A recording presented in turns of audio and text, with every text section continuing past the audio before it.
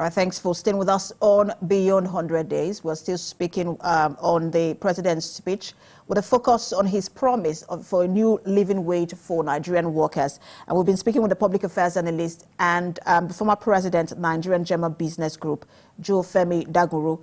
He's still with us and is joining us virtually. Mr. Dagunro, just before that break, I was asking you about how you think that the subnational level would look at this and accept this, because bearing in mind that, look, some of the governors have not even implemented the 30,000 naira minimum wage. And what are the challenges at that level in terms of this new living wage that the president is proposing? You see, there are a lot of things that will contribute to that, because most of these states depends on the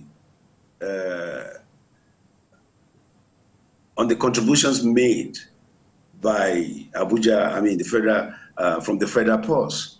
So they can generate enough to even maintain themselves. So based on what the federal government gives them monthly to support them, let me use that word, it's what it depends on, and it's not enough. And most of them, Mr. Femi-Dagunro, sorry to butt in. We've gotten reports of how, because of the removal of fuel subsidy, there has been increase in federal allocation to states. If you consider that, shouldn't they be able to afford at least, if not a living wage, maybe a fair wage?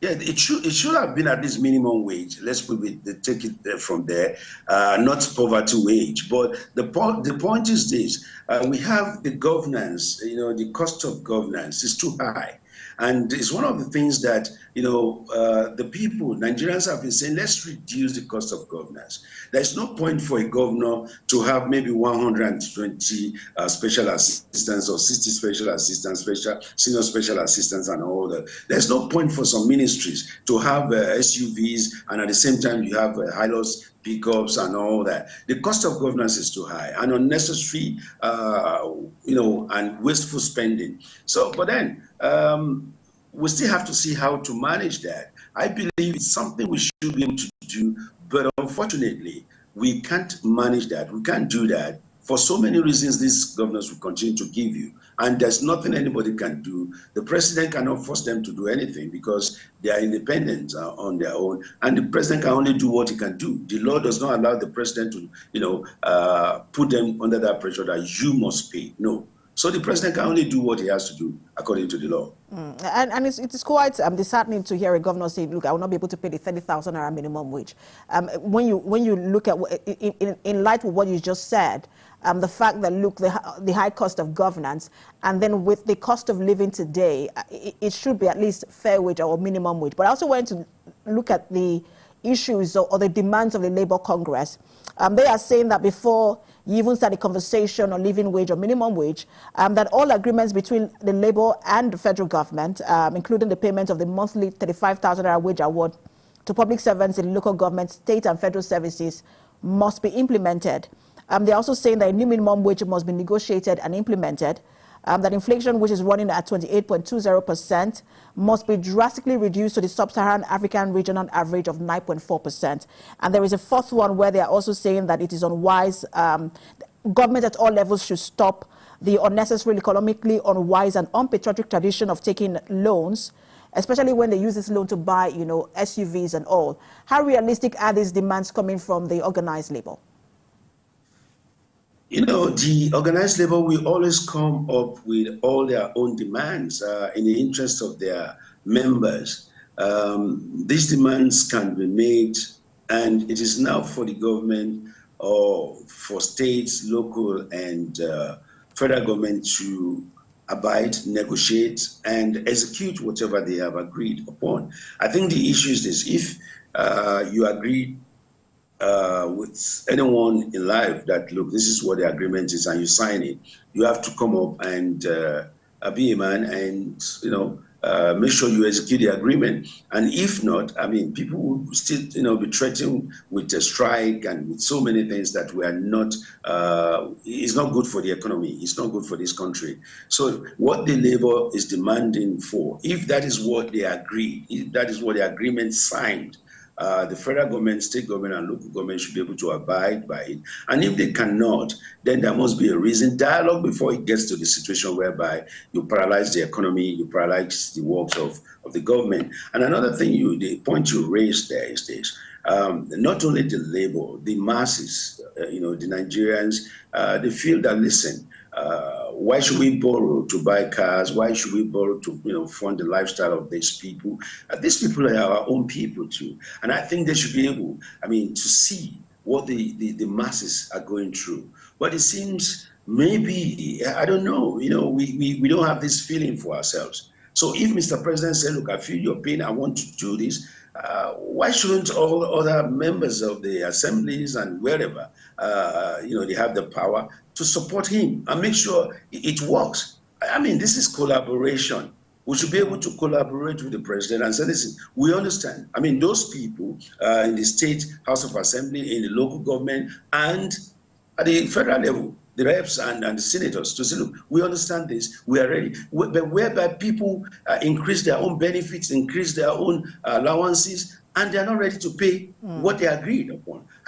What do you expect? People will go angry. That is where we are. It is not just about the president. It's about other organs of the government.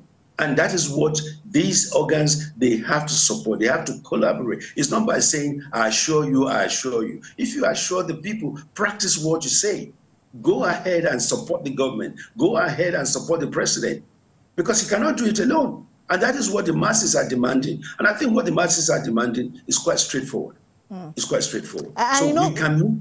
This conversation was what you're talking about was raised recently as Nigerians on social media were examining the different state budgets.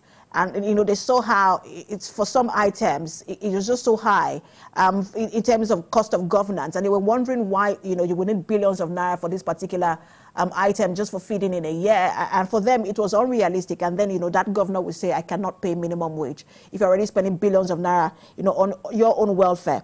And so in the light of that, and in the light of what you said earlier about how, look, it's up to the governors, the federal government cannot force them because of that independence.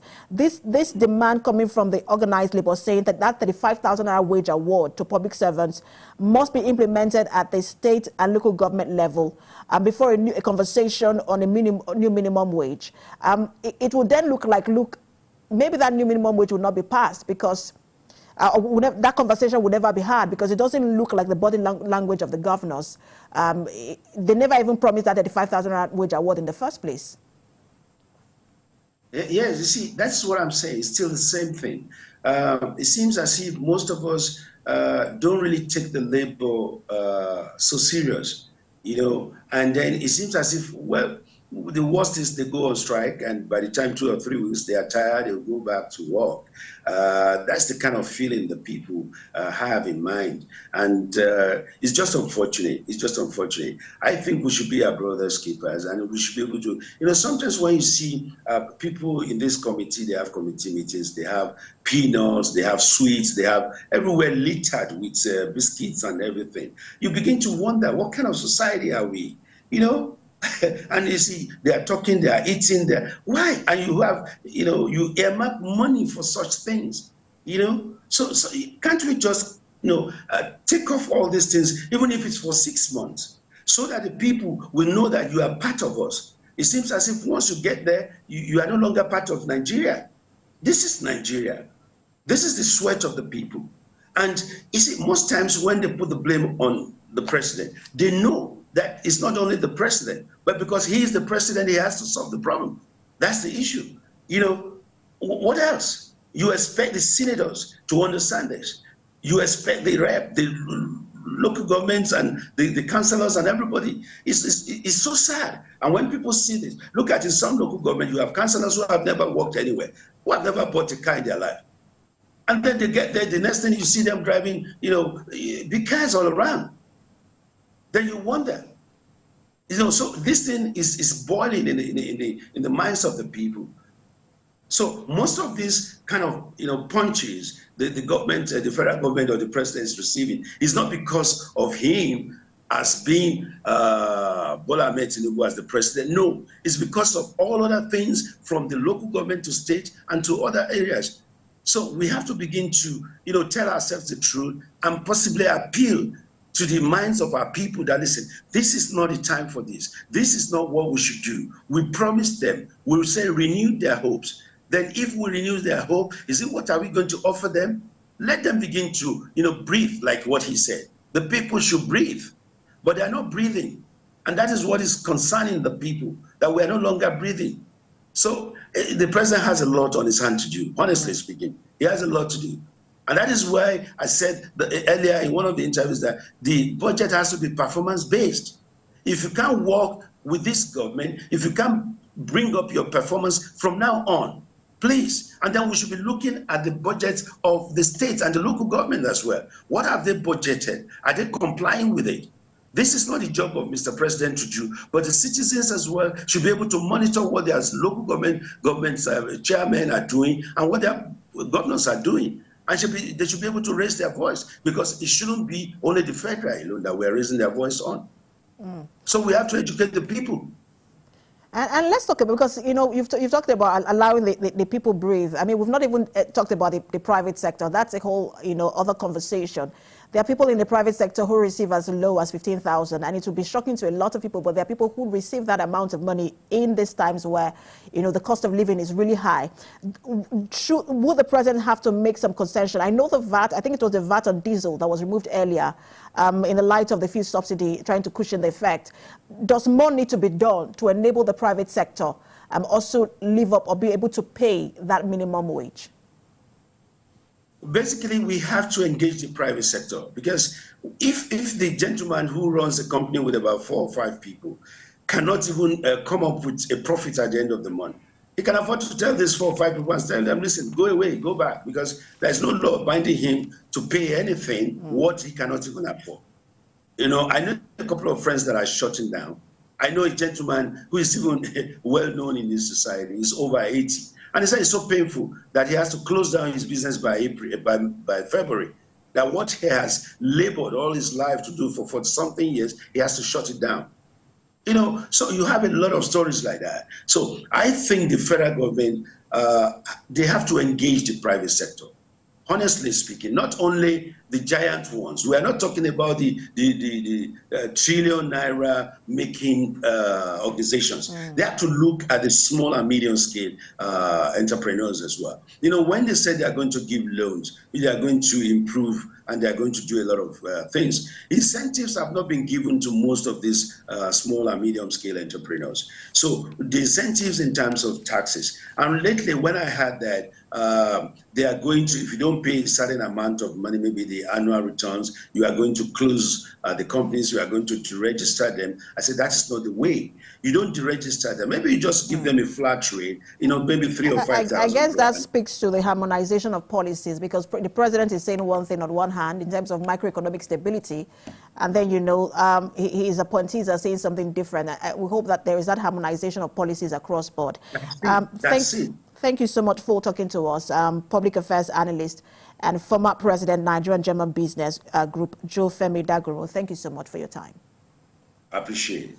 Good to be here.